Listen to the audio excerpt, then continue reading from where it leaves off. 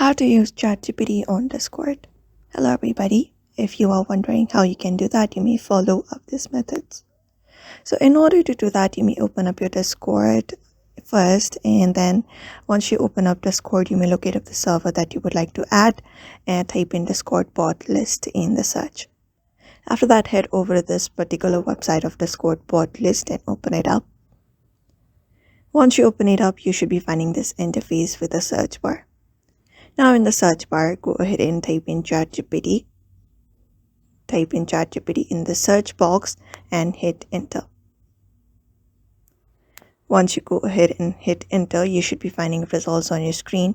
Go ahead and look out for ChatGPT, the first one right here, and you may click on view or double click on it to open it up.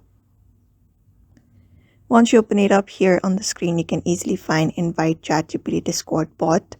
Click on that option.